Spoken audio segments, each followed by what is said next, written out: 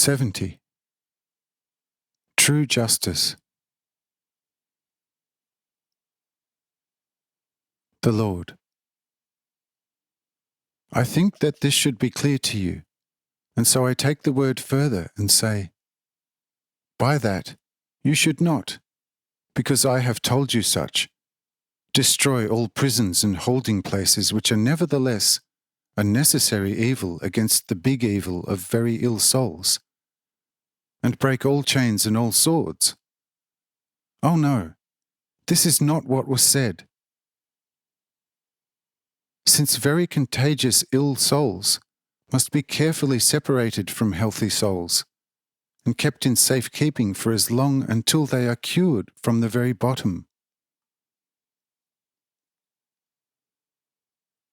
But not your rage and your desire for revenge should keep them safe in strong rooms, but your great charity and the tightly connected innermost worry regarding their possible complete recovery.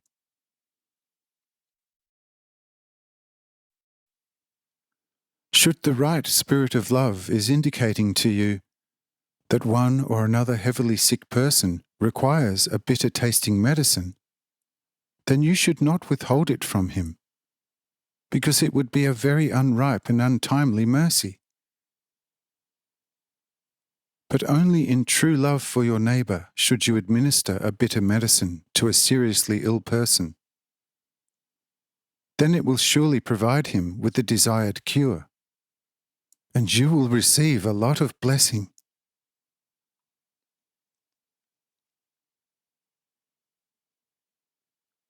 The medicine, which I administered earlier this evening to the 5, was surely not sweet and well-tasting. But my great love for them recognized it as inevitable for their complete recovery. And therefore also this medicine was a highest act of my love for them. Because of that, they could be healed in the morning so much easier, and they should say whether they are cross with me regarding the bitter medicine. But if somebody, led only by rage and a desire for revenge, torments and tortures the putative criminal in a pitiless manner, then he is already a manifold bigger criminal, and some day he will have to taste even more bitterness.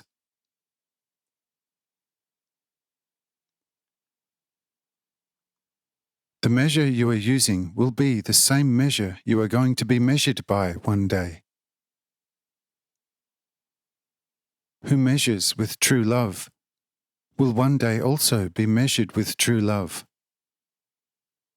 But who measures in rage and revenge will one day also receive the same medicine in a double measure to be cured, and he shall not be released 1 second earlier from the most bitter institution in the beyond, until each hard fibre in his soul is made white and soft like wool.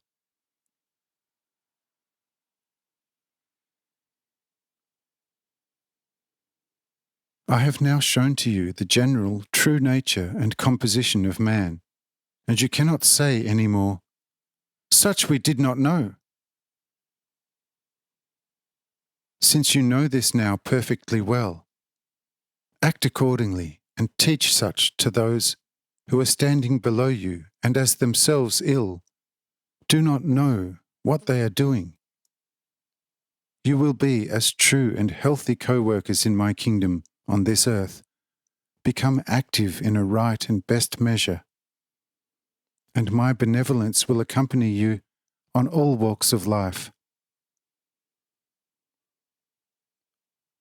Should you, however, somewhere work according to your old ways again, then think that your soul has become ill again, and ask me that I cure her, and you are not befallen by a twofold illness.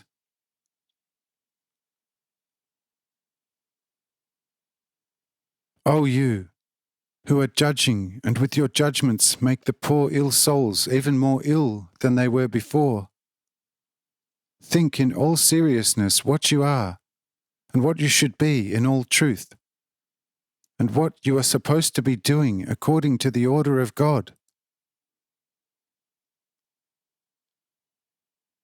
You judges and chief rulers over the weakness of the nations, who are in the final analysis also your power, might, and respect, should be true fathers of your nations, and as such should look after the health of the souls of the many children entrusted to you with all love and true fatherly care.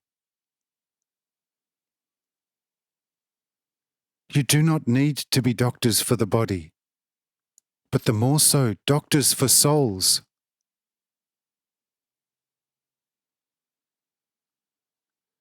If you see your children often disregarding the rules of their parents, and now and then even strongly sinning against them, would it be becoming of the parents if they take one of the children and torture it as a deterrent example, and even hang it to the cross? This can perhaps only be carried out by a most power-addicted father. But the world's history will not be able to show many such examples. But you better parents will at least reprimand the transgressing children in a pretending serious manner, and in the most severe case even punish them with the salutary corrective rod. Should the children thereafter better themselves, you surely will have a great joy about them, since it will be a right desire for you to see the souls of your children fresh and healthy before you.